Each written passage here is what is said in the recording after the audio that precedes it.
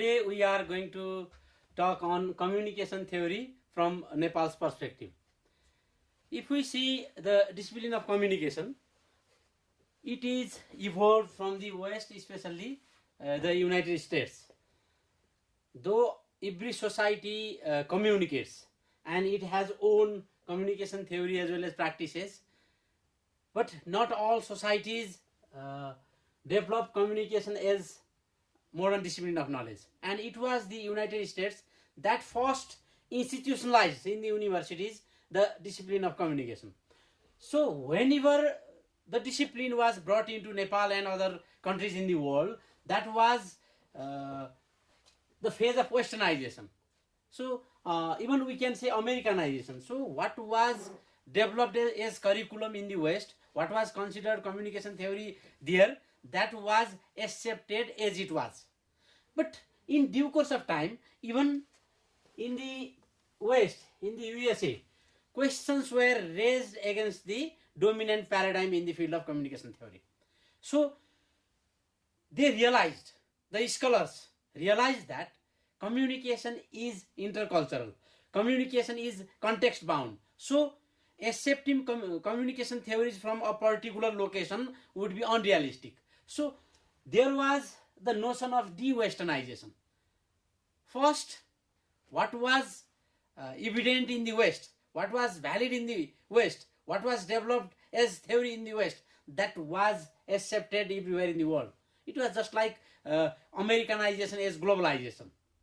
But in due course of time, even in the USA and in other parts of the world, the realization came to the fact that communication should be multidisciplinary and multicultural as well. So that gave rise to the notion of de-westernization.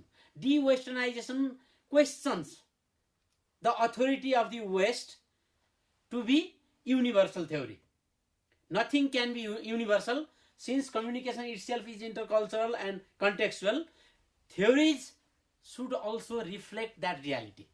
That is the notion with de-westernization. As the dominant paradigm was Western, de-westernization heavily questioned that West-centric paradigm. However, it does not guarantee indigenous or local, even we say local contribution in the field of communication. Yeah, obviously it is better than westernization. Whereas in case of westernization, everything developed in the West was adopted or adapted in other countries. De-westernization tried to question that. But that does not necessarily lead to indigenous input. Often it was limited to indigenization. What indigenization is? To rephrase, to paraphrase Western theories to fit in the local context. Still, the methodology, the premises, the assumptions, and the outlook would be Western.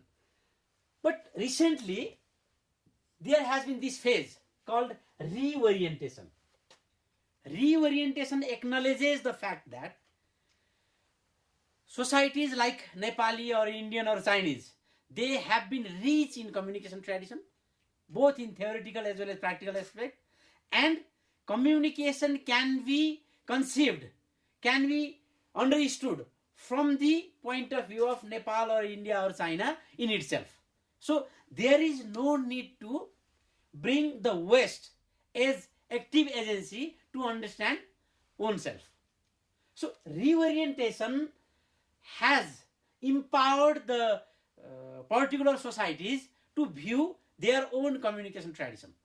From the point of view of Nepal, for instance, construction of communication models like Sadharanikana model of communication, Attamimamsa model of communication, or theories like Sanchar Yoga, they can be seen as an attempt for reorientation.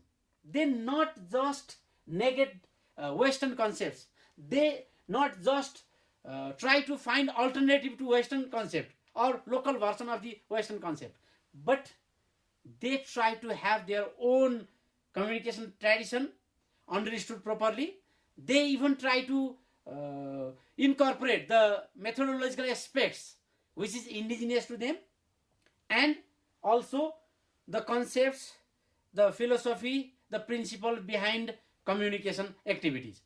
So for us to have communication model, communication theories from our own tradition, from our Vedas, Upanishads, even Tripitak, or even let us say Mundum, or going to our locals, going to our society to research empirically, or even other non-conventional techniques of research, and then trying to understand how the society has been communicating with itself, how the people are communicating with each other, how despite various hierarchies, complexities, diversities, people have been